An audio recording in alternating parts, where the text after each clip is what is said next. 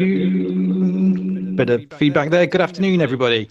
I hope you're all well, and welcome to Burnout, Silence and Survival. Not quite sure why we got feedback, but it does give some dramatic. Just bear with me 1 second.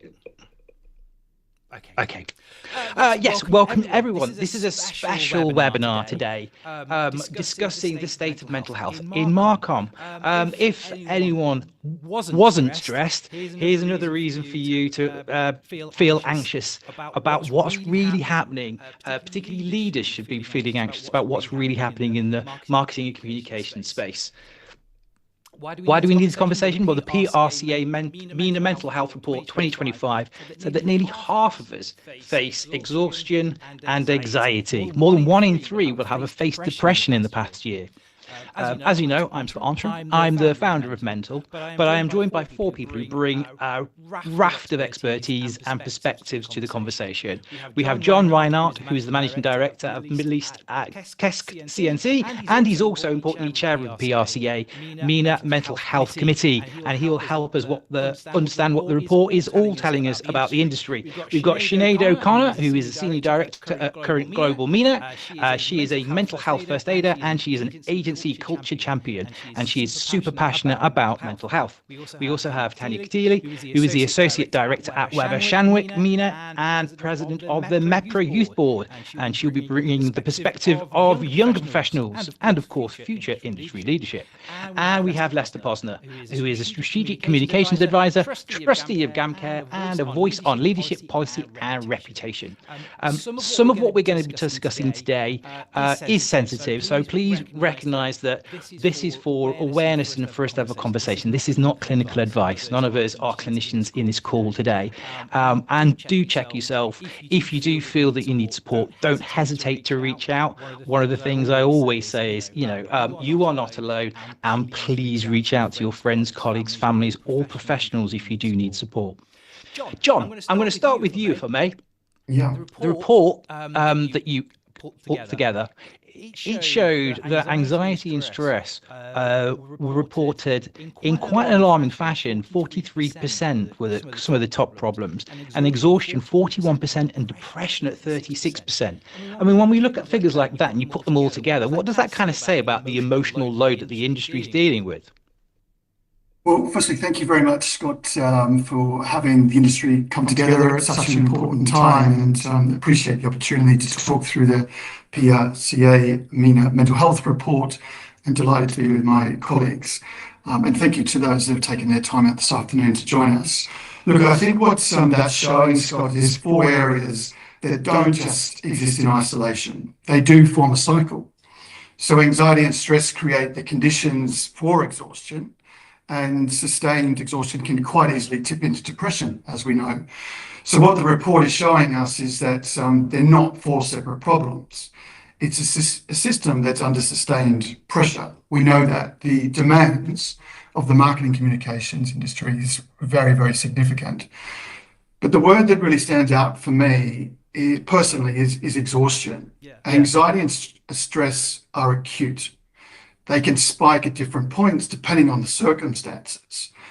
But exhaustion, as we know, is chronic. And so it means people are not recovering between demands. They're always up here. And what we know is we need to come down. We need to be able to find the respite and the recovery and the opportunity to refill the tank. The tank is not refilling. And that's a real problem for our industry. So we know that our industry runs on 3 key areas: creativity, strong relationships, and sound judgment. So if all 3 of those are casualties of an exhausted workforce, that's a real issue for our industry. So it's not just a well-being issue either. It's a performance and quality issue that also, for those of us in consultancy, also need to recognise that clients should also care about this as well. So it's a full circle between client and agency relationships as well. Sinead, I'll bring you in Sinead, I'll bring you in, Sinead, if I can. When you hear John describing that, anxiety, stress, exhaustion, what does that look like actually in agency life? What are you seeing showing up? Yeah, I think it shows up in lots of ways, right? I think, and I've spoken to you about this before, Scott, in our industry, but there are sort of clear areas where stress and burnout and exhaustion happens. One is, especially what's going on at the moment, being constantly exposed to the news, really being on top of regional affairs, global affairs, etc. But also outside of that, what's the sort of cultural moment and always being on, let's just call it that. Then I think, you know, as a consultancy, as John rightly says, we are the piece that gets the tightest squeeze at the end. And so client demands can create quite a stressful environment. I think they're probably the two main things.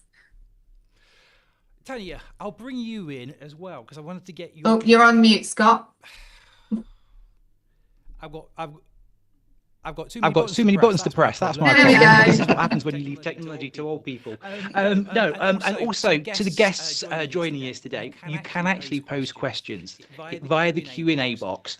I'll keep an eye on that, and I'll endeavour to ask the panel and put your questions to the panel. So please get involved, ask your questions. We will have a couple of polls as well where we're going to gauge your thoughts.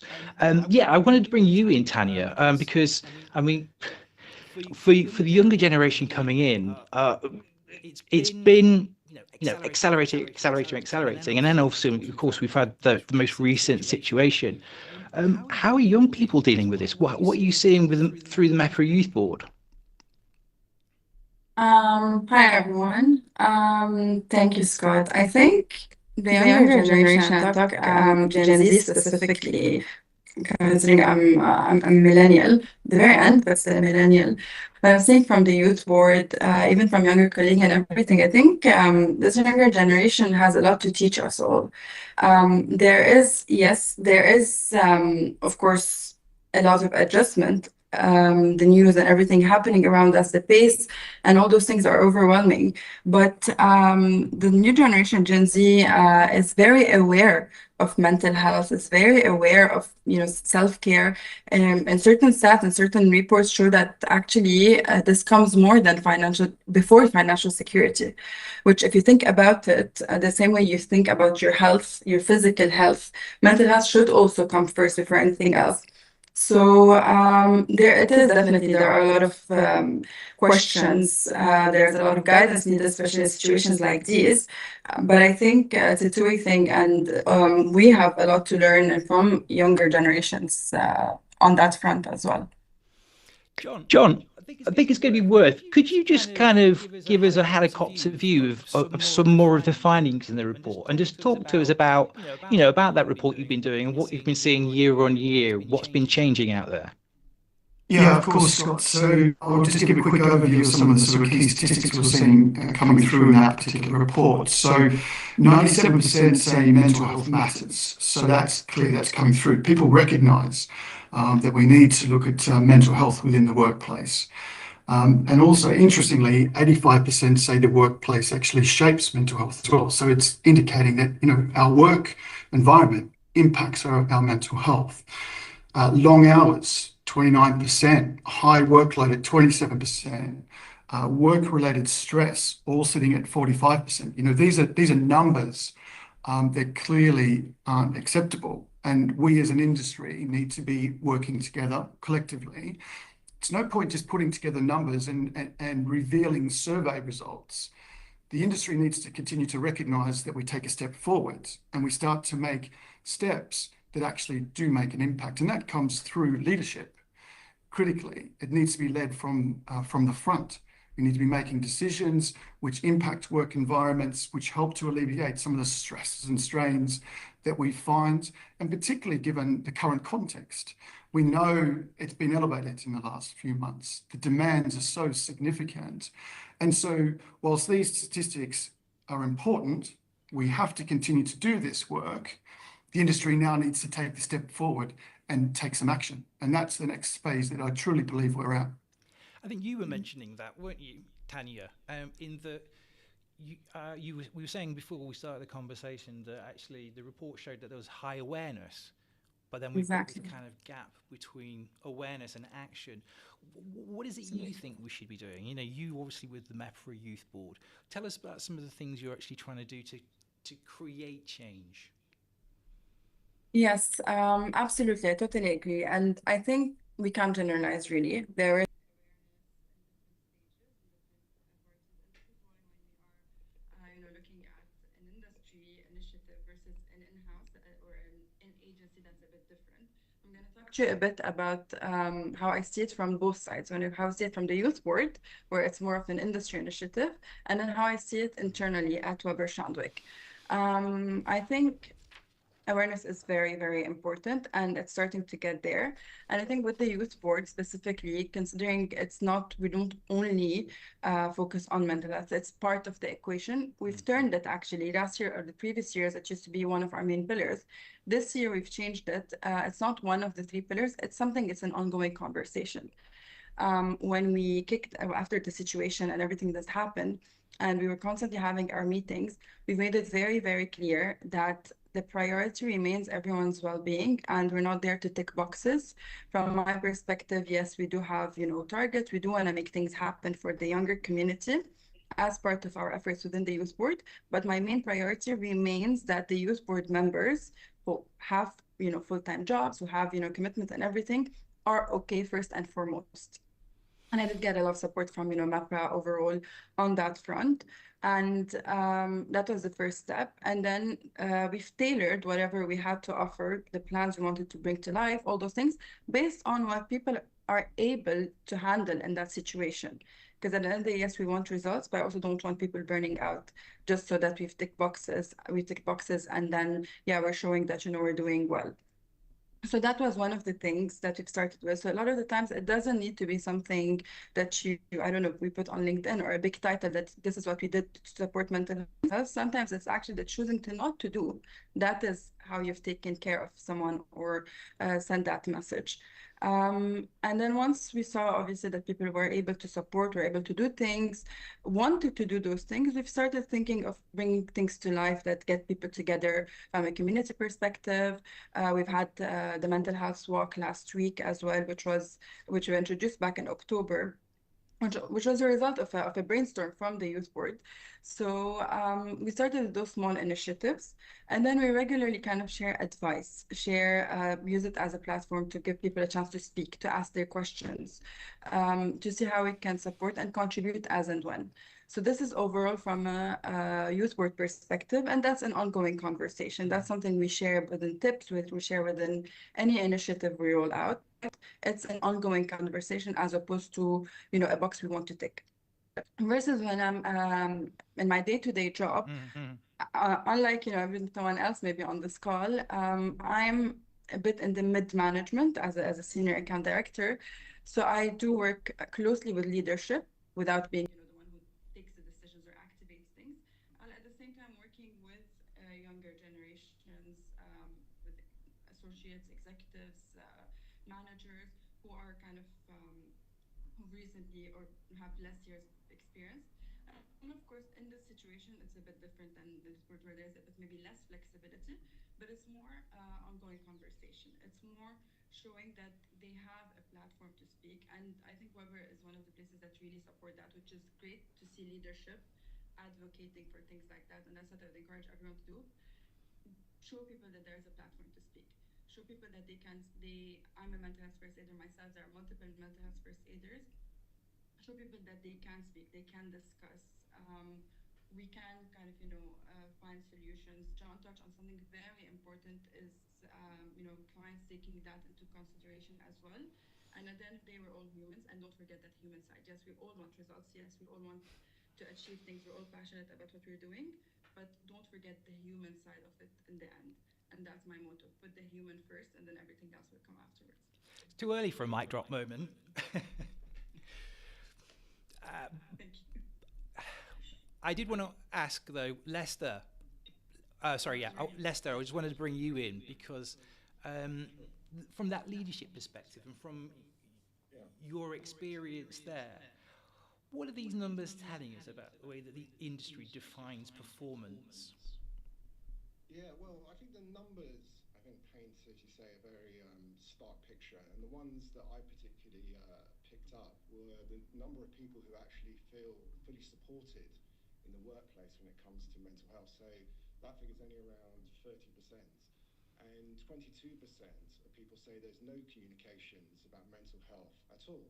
So what we're seeing across the industry is some very, very good work and some great best practice. I think what Tania's talked about, Sinead, John, but it's very inconsistent, as we see in some places, no conversation at all. And I think the big issue when it comes to leadership is really setting the tone and culture. And the one point I really wanted to pick up, Scott, is about stigma.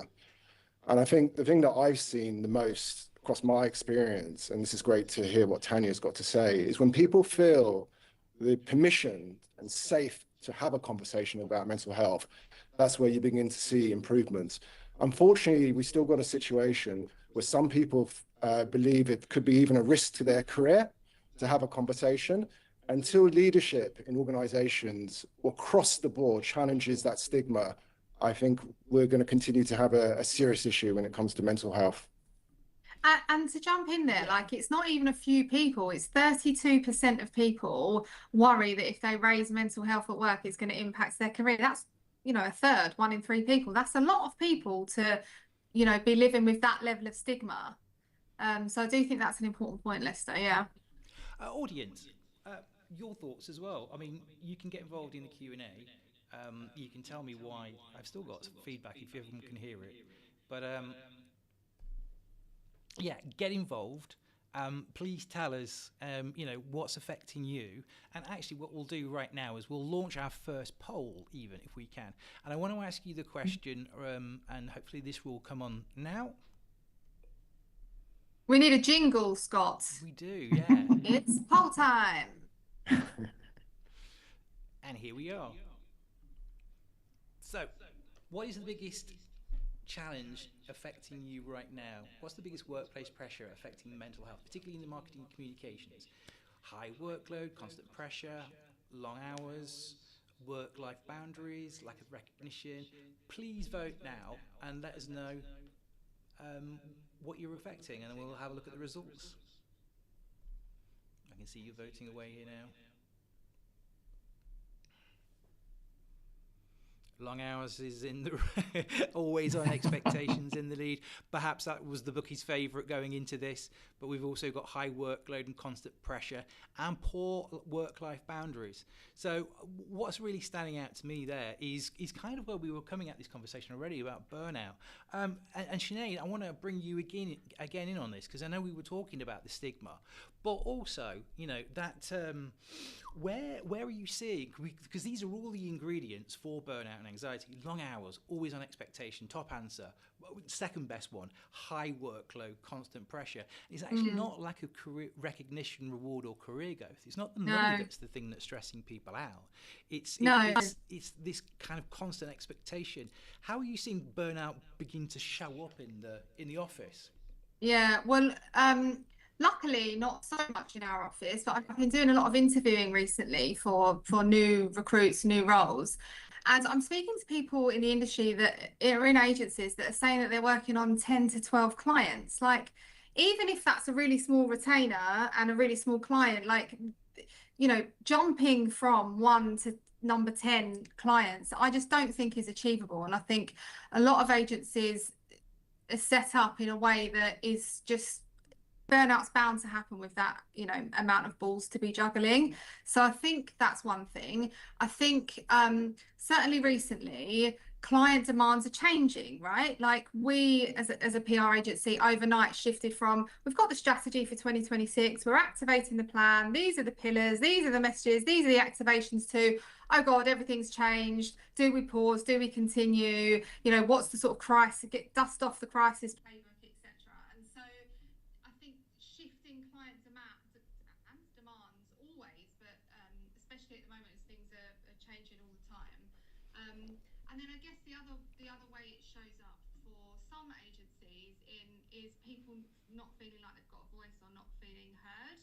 I think encouraging, we can get on to talk about things we can put in place later, but I think people feeling like they have a role and that they have a vision that they are working towards as part of an agency, but that they have an individual part to play in their success. I think people become complacent when they don't have that. And I would say, everyone, just jump on this point as well. And when I say people have a voice, it's also important to give that voice not just to the senior leadership. I think it's very important for younger professionals to also feel like they are supported as well.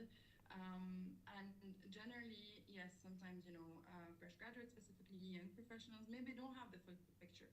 So I'm not saying, anyone suggest anything, we just activate the next day of presentations. But I feel like the importance of conversations and transparent conversation, giving context just to show that opinion does matter. And, you don't need to be in a certain title, a certain position. And that's another thing that I really enjoy with the youth board is, yes, naturally, yes, the people who join the youth board have to be recognized. So they are outstanding talent. But at the same time, I also see a lot of, with every recognition or every initiative, even like last year we had a webinar about that, and I saw who were the leaders who were there supporting their younger professionals presenting. And these kind of things, I think, go a long way. When you show your team, when you show your younger professional, younger team members that you have a say, you have an opinion, we can discuss it. I think that also goes a long way, just to build on what Sinead is saying. Lester, John. I want to pick up on Tania's points about everyone having a voice. And I think it just comes back to what you said about leadership earlier, Scott, that the best organizations, when they look at mental health and they look at well-being, they make it a core part of business strategy. They don't treat it as a sort of a separate add-on, as an initiative.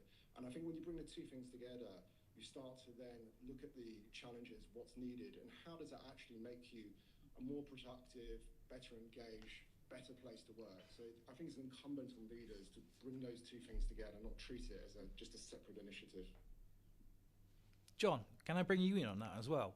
Because again, that this, the idea of creating psychological safe workplaces, and that leaders should be able to take a step back and listen to what their teams are saying, and particularly, not particularly, but the younger members of the team needing to be able to actually come forward. How do you create that culture? What are the steps that, PRCA, via the Mental Health Committee, what have you been trying to encourage or say to the industry to try and tackle that?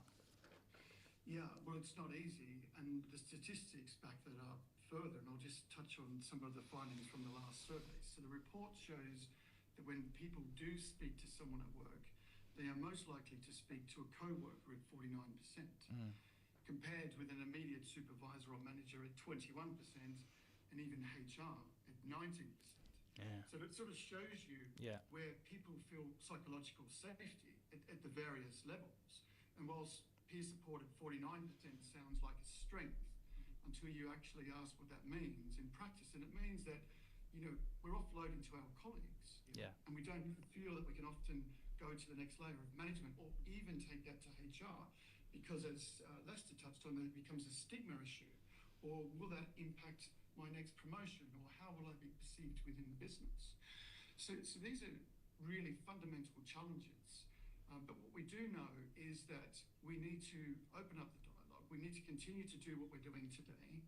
But we also need to touch on, and I know Sinead will go into this in a little bit more detail shortly, is that the mental health charter for the region was launched last year. And that's really encouraging the industry to step up, sign up to those principles, and take those next steps and those initiatives which help address some of these issues that we're finding in the survey report. Well, Sinead, I think John's done my job really, really well, and I either teed you up or just thrown you under the bus. But no, I mean, look, we came together, PRCA, Mentl, the Marketing Society, and MEPRA to launch the charter. Tell us a little bit more about that. Yeah, so the charter was launched last year at the Marketing Society conference. It's a framework which is very simple and easy to digest. We took it and thought, great, we'll sign this, we're committed to this, we're probably doing all of it already, how hard can it be? And actually, I think one of the learnings was that some of the stuff we have in place, and we had won the Mental PR Agency of the Year at the awards, Scott, the year before, you'll remember. I do. So we thought, we already are doing great work in this space. sign it, of course, and we'll start implementing. And actually, once you get into it, you realise that some things are easier than others. So there's 4 parts to it. And for example, the first part is around communicating clear boundaries. And we said, do we think we do that? I think people know that there's flexibility when they need it. I think, you know, clients know that we have boundaries in place. And but actually, when we really looked into it, we thought, I think we need to improve here. And so, you know, it's not a tick box exercise. You don't say, yes, tick, yes, tick. It's actually a good framework for leadership to sit with it and say, how could we be better in this space? We do some of this for sure, but we don't do all of it. And I guess just to finish the point, one of the areas, for example, is on training. And, you know, I think training is great. I think everybody should have mental health training. But it doesn't just stop at the training, right? You need to think about, okay, we've done the training, and then how do we see that through the business, and how do we continue to evolve what we've learned in the training to make sure it's relevant. So yes, if you on the call haven't signed up to the charter, please do, or please just have a look at it, because yeah, I think there's something in there for everyone in terms of learning. In terms of that, where's the best resource for them to go to? Where can they find the charter? I know I've got an article about it on my website, mentl.space, but where else can they find the charter and sign up? Good question. I think we'll put it in the show notes, Scott. Well, you weren't thrown under the bus already. Did you even come in? A little bit there, Sinead. It's on the Marketing Society, so you can go to the Marketing Society website and you can certainly find the link there. Great. I'm sure you will put that in our show notes. I will absolutely put that in the show notes. And we'll put some resources in the show notes as well for you, the community dialing in. And again, the community audience, to you, please ask some questions or tell us your experience, because we want this to be a real chat. Just by the Q&A box, your name won't appear. I'll just see the question and I'll read it out. So you can actually talk honestly about the challenges you're facing, and I'll ask the panel their thoughts. Leicester again. Okay. Do you know we've got this old sort of management thing which is sort of stop, start, continue. In this space right now, when you read those figures in that mental health report, what should leaders stop doing immediately? Well, I think the first thing they need to stop doing is the continuous multiple requests that sometimes come into teams with no filter. I think that's a very common thing that can happen. The second thing I think is the way leaders absorb pressure. I think all of us have pressure in our jobs, in our lives, with clients in whatever environment we're working in. And I think it's incumbent on leaders in those moments to not just pass the pressure down to their teams. And in terms of what people can start today, there's a lot of really good things in the charter. It actually only takes a small step to start improving mental well-being in your organization. And that just starts with a conversation, looking out for people, empathy, and good people-centered leadership. And I think the thing I'd like to see leaders do more is to open up the conversation. And one of the things that I had the opportunity to do in one of my roles was to bring lived experience into the office, to have a conversation, to talk about. We had a person who came in. It was a vulnerable conversation. They talked about their experience of burnout. But the really positive thing was the support that they got from their organization to help their recovery. And it was an inspiring story. And through that, other colleagues around the room began to open up as well. And I think those are the kind of things leaders can do. And just one final point, Scott, because Sinead brought it up. Sometimes it's small things, other times there's the need to look at training. And one of the things that is going to be happening shortly, and this is really positive news, is a mental first aid course is going to be offered across the Marketing Society, MEPRA and PRCA, which will be largely subsidised. So, I mean, that's very good news, and we hope to be offering that soon. I mean, that's an excellent tool, and it's excellent to people to get that sort of education. Sinead, I'm just going to tag you in, and we do have a question coming in, but I'm going to just ask you this quick question, because it really kind of marries up with what Leicester was saying. I'm sure I hope you remember, we did a session with your team, me and Sarah, and one of the most powerful parts of that session when we were talking about sort of mental health in the workplace was that exercise we did where we just got people to share share what was unique about them and talk about their actual individual stories. And even though you were already a close-knit team, you were still finding things out about each other, and they were beginning to sort of bond and feel even safer with each other. So before we actually have the education, this whole idea of the culture and just breaking down the silos, breaking down the barriers, because it was you and Peter talking to your teams and all sharing stuff about each other. I think you were talking about the traffic light system and coming together more often. If we talk about stop, start, continue, what's something they should either start, or are you going to continue doing that? Yeah. Well, yeah, so we did our session with you in September, Scott, and one of the tools that we were discussing is traffic lights. So red, bad day, feeling stressed or feeling anxious, or something's happened with a client, or something's happened at home, because of course we're all human beings and we don't leave what's happened at home at the door when we walk into the office. So I think that's an important point. Amber is like, I'm okay, but like this thing wasn't great, and green is like, something's celebratory or something's going really well. And so we've taken that exercise that we did in September with you into our monthly meetings. So at the end of every month, at the start of the meeting, we do open the floor to traffic lights, and anyone can raise their hand and say, red month, this happened, and then we discuss it. And rather than like dissecting all the things that went wrong, we all ask of each other, not just us. We ask, what did we learn from that? How could it have gone better? And what naturally started to happen is that other people chime in and say, well, it was red, but remember how you dealt with that really tricky client email? I would say you did a good job of that, so that's more of an orange. So it's less us trying to reframe something tricky and more us collectively talking about the good and the bad moments of the month. So yes, that's been a very positive exercise for us, and we're continuing with it. Hopefully that's something that someone in the audience can take away and weave into their operations. We do have a question. This is a free-for-all, so whoever wants to answer it, hopefully one of you will. Apologies if this was mentioned previously. Did the survey break down respondent demographics? I asked because younger Gen Z audiences often seem to have a stronger grasp of personal and work boundaries than previous generations. I would probably say that is true. Sometimes what gets labelled as less proactive feels more like a generation simply sees work differently. That is true. Millennial and boomers were very much brought up with the mindset of working hard as possible to succeed, whereas younger generations seem far more aware of boundaries and protecting their time and energy. Would be interesting to know if the response has shifted by age group. So whoever wants that, I will want Sinead to, Tania to come in on that one as well, about that whole idea of the younger generation seem more aware of the boundaries and protecting their time and energy. Yeah. Sinead and I, sorry, Tania. I was just going to say, Sinead and I are actually working on the survey at the moment. So Sinead, I don't know whether you want to touch on the process that we currently have underway with YouGov, but that's so looking at the breakdown. Yeah.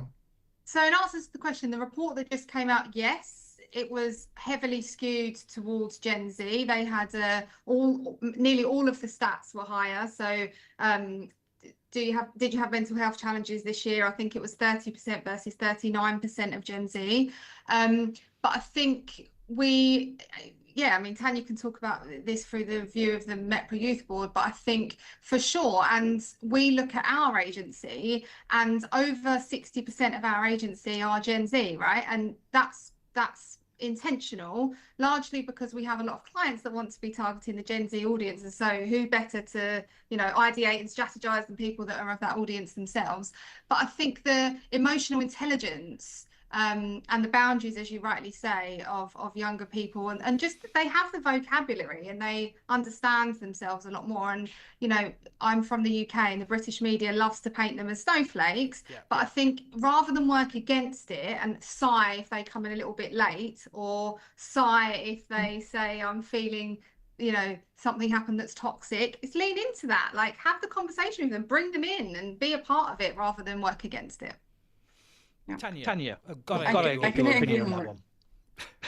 I couldn't agree more in terms of communication. I think generally millennials, and I would even go as far as say the 90s kids specifically, very much are a sandwich generation where we're very much raised and report technically into Gen X or like baby boomers who know, who their entire life were educated. Okay, if you're talking older generation, then we never talk about mental health because you're crazy if you talk about mental health. And then you go into the Gen X, where it's a case of, okay, it exists, but you just deal with it and you move on. And we're that generation that's a bit in between, that is bridging the gap, where you have Gen Z that's very well aware, that knows exactly want to put, certain boundaries. Maybe they don't necessarily know how, but understand the importance of mental health, talk about it, are confident talking about it, do not glorify burnout as much as it's been glorified before, that if you're very tired or you're exhausted or you're not sleeping, that means great, you're very busy, that means you're doing good.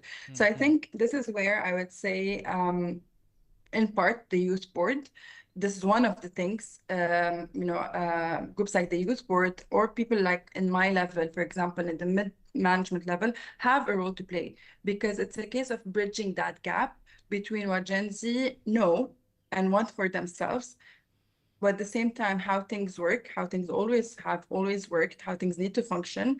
And you're that middle ground where you translate both together, you bridge the gap between the two. And that is precisely the role, for example, of the youth board. And this will only happen through communication. If we keep avoiding certain conversations or insist that this is how it's done, so it needs to continue be done this way, or I don't understand why those rules are set and I don't want to abide by them because I don't know, I have a headache and I don't want to work today, then that's where there would be a clash. This is where I go back to the point of conversation, and transparency is important, and that willingness to really understand, to bridge that gap, is important as well. Bridging that gap. I work with Sinead Healthcare every year on their international health study, and it's always fascinating, the findings in that one as well. But last year it found that in the age group of 18 to 24-year-olds, 89% of them were dealing with chronic stress, and I think it was 2/3 of that same brackets were feeling lonely at work. How do we bridge that gap, and is it being taken seriously enough at a leadership level? Sinead, you were talking about rolling the eyes and calling them snowflakes, but Lester, John, are leaders actually taking this seriously? Why should they? Yeah, look, firstly, I think it's a very good thing that we're having this conversation, and that Gen X are bringing this into the workplace now. I think sometimes it can be dismissed in using terms like snowflake, etc., which I think is very unfair. I think it's very positive that we're getting away from vocabulary, that it's good to stay up all night, it's a badge of honor, I did all of this, beyond, and it's seen in a way which now I think is more real. In terms of the actual gap with younger people, I think probably the main thing is we have to take this more seriously. I don't think leadership is still doing enough. I think there is a lot more we can do with programs, small actions, and continuing the conversation. So a lot more to do. John, I'm going to bring you in on that one as well. Yeah, I can add to that a little bit further. I've got a little bit of grain in beer, sadly, now these days. And this is why I think the work that Tania's doing with the MEPRA Youth Board is so critical, because there is that divergence between the two. I think we've got something like 5 different generations in the workforce at the moment. How do you balance that when you're trying to run a business, when the expectations are very different at Gen X versus, the age that I'm currently at? So look, it's about to stand about 50, sadly, but it's not easy. But to the points that's been raised, communication, understanding, expectations, do we need to be saying, okay, well, you're now in the office 5 days a week? We know that the younger generation don't want that. We know, and we were proved during COVID, that we can work remotely. There's flexibility. So getting that balance right is really critical. But also, there's a sense of wanting to come together, collaborate. We're talking about connection here. We're talking about mental health. Working remotely by yourself in your apartment for days on end, is that going to be good for your mental health? Whereas if you're coming in, you're connecting, you're learning, that is a good thing, I think. So being able to get that balance right is really nuanced, and it's not easy. And this is why you need, to have different perspectives. The work that Tania's doing, but then of course you've got the older generation probably saying, okay, we want to see a little bit more of you. How can we come in, work together, collaborate, learn from each other, make sure that you're doing well, and take the business forward? So I think that balance is needs to be finely tuned. It's not easy. It's an interesting And point it as well, all comes down to wanting to make that for someone in John's position to want to understand that, because great, for someone in my case, I can't speak about it. But if let's say, and in both cases, I'm fortunate enough that both at MEPRA and at Weber, I have that platform where I am listened to. If I want to bring something up that talks about culture or that mental health topic, I will be listened with at MEPRA with Justin. That was one of the first conversation, and the first point was you have the full support to go with it, and I would have been able to achieve much less if I didn't get that. And that's the same at Weber, where culture is a big thing, where we actually have a committee specifically focused on all those events and getting people together and supporting each other and all those things, which I think go a long way. And it really needs to start by someone in a higher position wanting to create that change. So I'm going to ask you a pop quiz in a minute and just think about this. How much money do you think businesses are losing in the GCC every year through disengaged and burnout employees? And you can put your answers in the Q&A box. Sinead, Lester, John, Tania, I want you to think about that. At the same time, John, well, all of you from that agency perspective, what is the message to that leadership? Because there's more than just a compassionate argument to be made here, isn't there? There is what's the business case that you see day in and day out within the industry, that when people do feel safe and when people do feel valued, how that actually feeds into the performance? Because at the end of the day, companies have to succeed and perform. But I will come back to this figure about how much disengagement is costing business here in the GCC. But tell us about what works and why organisations should be embracing this. I think one of the things I usually ask, I probably don't have the exact answer to your question, but whenever I'm working with someone, clients, agencies, all the things, one of the main things I usually like to ask is the turnover rate. And to me, that's a huge indication. If you have a scary turnover rate and people are not there all the time, especially when, let's say, places that remunerate well, they compensate well in different aspects, and you see people not lasting, in my opinion, that is an indication of something. Could it be culture? Could it be related to that topic? I could say that there could be a link. We cannot generalize, but that's one of the things I usually find very interesting. And I would also say that, again, in my opinion and my judgment, in many cases, the cost of replacing a talent that is really good and really brings a lot to the business, but leaves for XYZ reason or particularly related to culture, replacing that talent can actually cost more for the business between the phase of leaving, the teaching someone new, onboarding, all those kind of things. So I like to look at this from this lens specifically. I wanted to just give you another little statistic, because I love the Cigna healthcare study that we worked together on, and there was a statistic in there as well, which was that 80% of people that responded to that survey were willing to work hard to help their company succeed. So we don't actually have, I think, and that's actually world leading. I think like the global average was around 50%, 53%, I think, if I can remember rightly. So from a leader's perspective, you actually don't have a productivity problem. It's more of a it is a cultural problem. Sinead, I can see you itching to say something. I do always. I do wonder if we overcomplicate this sometimes, right? Like mental health is incredibly serious, and obviously burnout and exhaustion and stress and anxiety are really problematic issues in the workplace and in society for sure. But I think sometimes in the workplace, bad management, and it nearly, when you speak to somebody about bad experiences that they've had at work, it nearly is always because of a bad experience with a boss or a manager. I'm sure everyone on this call and certainly us panelists would be able to vouch for that.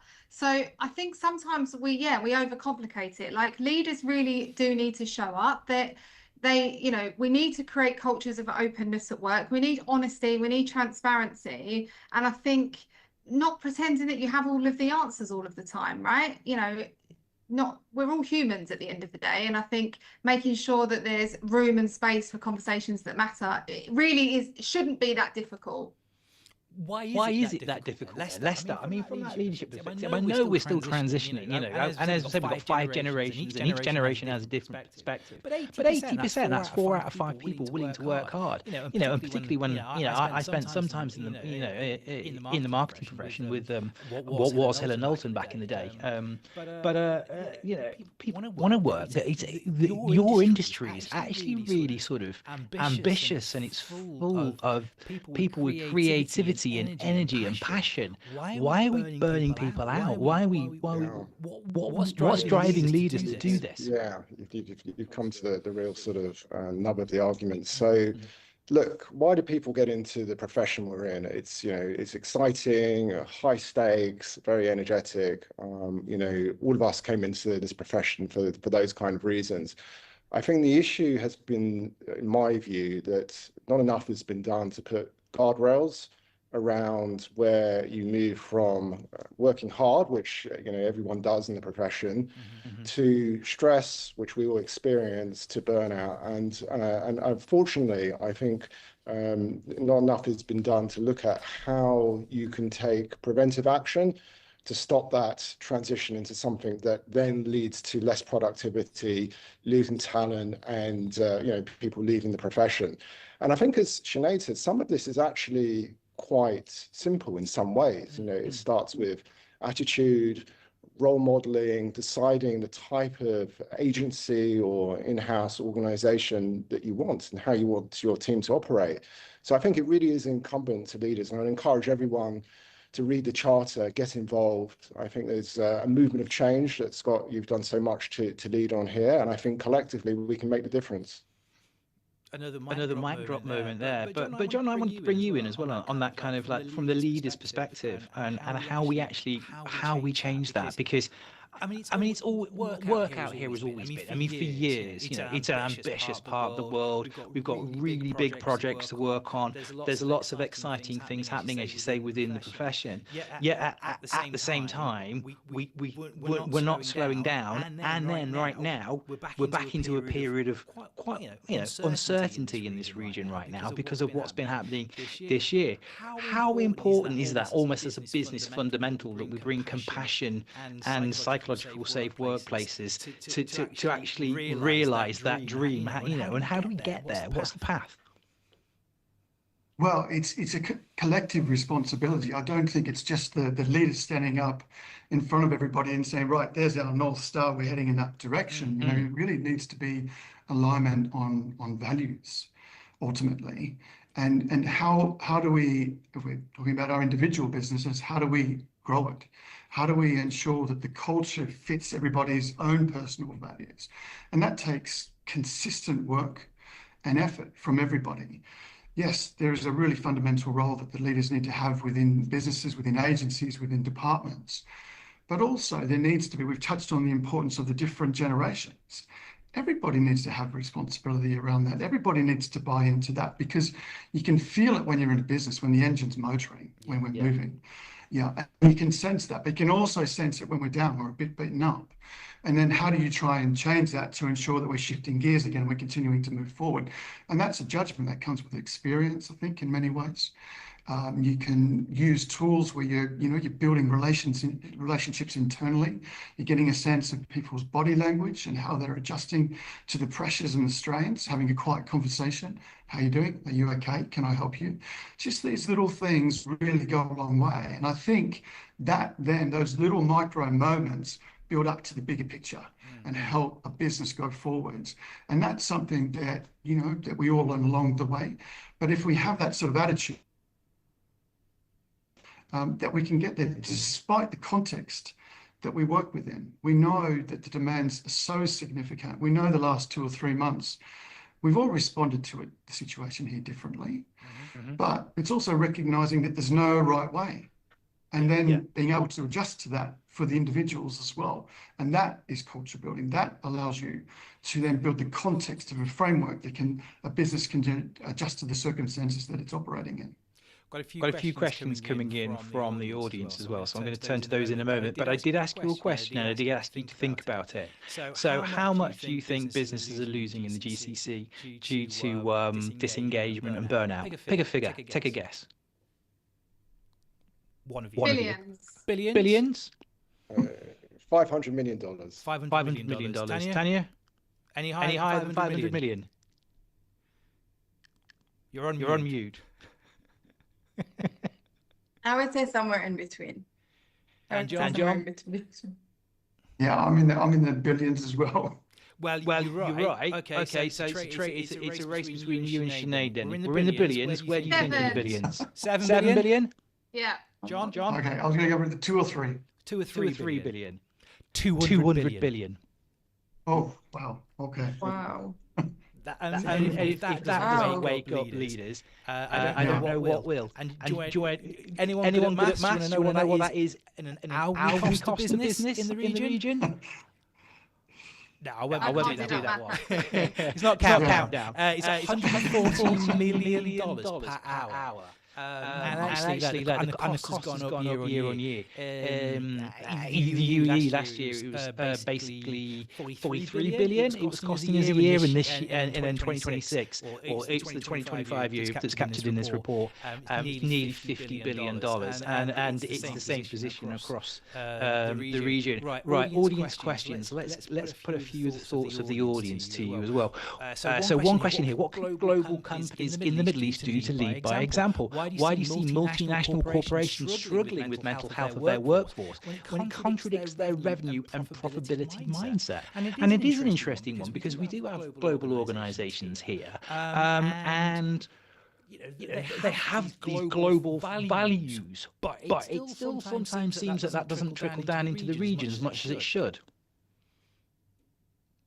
Yeah, I think, well, there's two things. One, there's a lot of performative well-being, I would say. Like in my experience, I've seen lots of companies, regional and global, they'll have webinars on mental health and free fruit in the office, but the reality is they can have quite toxic work cultures. And so I think there's that challenge. And coming back to what we were saying about Gen Z, they are the first ones to spot out performative well-being. So I think it's being aware of that. But I actually don't think there's a big difference between global companies and local companies when it comes to this. I think it's industry based. I think it's the type of work that you do. I think it's leadership. I've seen global and local companies with amazing leaders that, promote a very positive mental well-being culture, and vice versa. So personally, I don't know if there is a huge difference between global and regional or local. Tania, is that true that you think that because there was a brilliant Oxford University study as well that showed that well washing or companies that said one thing and did another actually caused more resentment and more disengagement and more burnout than if they didn't do anything. If they didn't try and pretend, that actually it caused more resentment and therefore they lost people quicker. Your generation, do you think, as Sinead says, do they sniff that out quicker, and are they also more willing to move around, and actually organisations are going to lose talent if they don't actually do this authentically? Yeah, I think there are multiple layers to that question.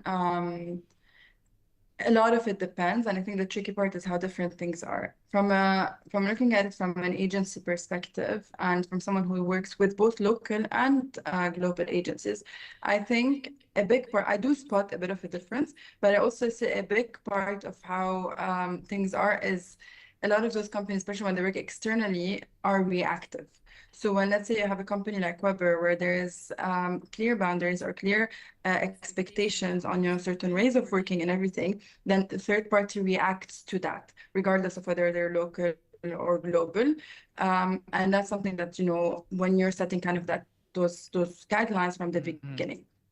In terms of people, and I would say that I think your people are either they're your biggest assets basically, or your biggest basically expense or cost. Because if you will know really how a culture is. You can do all the content, you can do all the PR around it, but particularly in times of difficulties, in times of crisis, and when really the situation is serious, it's really your people who will make or break and really define who you are. So I think, yes, company really need to really know not what leadership alone is saying, it's what the talent, the younger talent included, is saying about them, because this is one of the most reliable sources. Of course, it's not, one person had a bad day and then they go and like say random things. Of course, that's not what I'm talking about, but I'm talking when it's a collective, repetitive feedback that is constantly said, then that's when it starts raising a question, and that's where it starts impacting the reputation. We've got 5 minutes left, so I do want to put a couple more of the audience questions. I can't believe we've only got 5 minutes left, but one of the audience members, and I'm not reading out names just deliberately, you can send me a message if you do want to share your name, but saying that they left their job due to the management compromising my values and morals. She had an experience where it was basically down to biases and not because of performance metrics. And there were other things as well that led that individual to quit. That audience member, thank you for your question. I would like to ask now how to have the courage to bring this up and not risk being on bad terms with management and risking my job in the future. I think that's a really important thing. How do we create that space so that people can speak up? Sinead, I'll come to you for that. But I think this is a really good place for us to bring it round. Like, again, that stop, start, continue. What are the things that we can do in even, like, if a team is wanting to do something next week, what should they start? Where should they first start? We'll go around the room. Start with you, Sinead. If a team should start doing something next week? What's the first thing they should be doing? Oh, I see. I think from a leadership point of view, it's about openness and honesty and transparency. I think that's the key thing. People feel like they can talk to you when you talk to them. It's pretty simple for me. Great. Lester. I think the key for me is probably leading with empathy and kindness. I think that goes a long way to creating the culture where people feel that they're able to speak up and not be punished for it. Tania?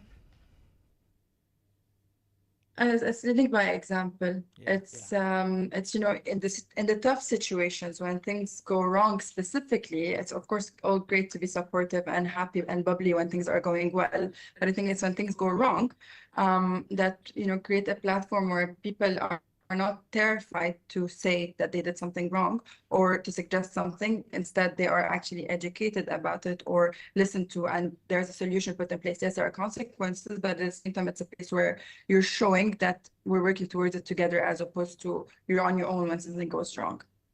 John, I feel I should give the mic drop moment to you. No pressure. Well, okay, I'll wrap up. Well, look, I think be brave. Be brave.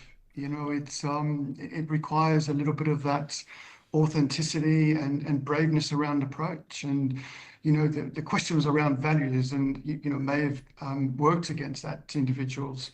The environment may have worked against their values. And if you're working within an agency or you're within a department and something is rubbing against the grain, then I think you've got to be brave. You've got to have that conversation and then take that step. So, is that somebody that you trust within the team? Is it the manager? Is it, quietly having a chat to somebody in HR? That's a decision and a judgment that you need to make. But I think ultimately, if you're not making that step, that's when it starts to grind against you, because it's working against your own values, and that's when it becomes a problem. So be brave, have a conversation, and take it forward. I love that. That is a mic drop moment. I am going to ask you one more question because Mazin kindly, and I know you won't mind me mentioning him. He asked a couple of questions, which was obviously total layoffs in the global tech sector could be 340,000 by the end of the year. But interestingly, he's asking how to guard the mental health of the workforce when reality is painful. And I think that is a really good place to finish, because right now there is uncertainty. So how do we look after our people? I would just quickly step in, and then I'm sure the team will have some thoughts. Look, I think that's honest conversations. If we're talking about an agency-client relationship, those conversations need to be had. How do we make sure that there's not, scope creep, for example, that we need to change the model around resourcing, realistic sort of client expectations. The clients often set the pace here. If a client asks for a document to be prepared at 10 o'clock at night and they need it by midnight, we will probably respond. So it's a two-way collaboration here, but also being mindful of people's commitments, having honest conversations, being able to pick your moments when you can push back and be realistic about managing those expectations, I think helps. That's brilliant. And I am going to be mindful of people's commitments because we have crossed the hour part. So I am actually going to have to say it's time for me to stop talking for once. Thank you very much for joining us. Everybody who's joined us in the audience, thanks for joining us. This conversation will be live soon as a podcast and on YouTube. And of course to my guests, John, Tania, Lester, and Sinead. Thanks very much for all the work you're doing. And again, audience, check out the charter. Combination of the Marketing Society, MEPRA, PRCA Mental Health Committee, and obviously a bit of contribution from Mental. But look after yourselves, and thank you for tuning in today. Thank you so much, Scott. Thank you. Take care, everybody. Thank you, everyone. Cheers. Bye-bye.